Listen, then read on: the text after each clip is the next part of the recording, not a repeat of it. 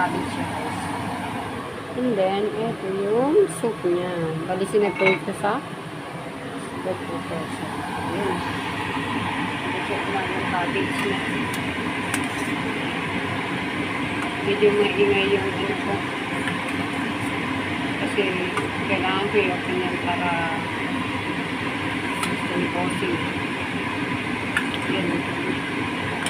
Nilalagay ko na yan.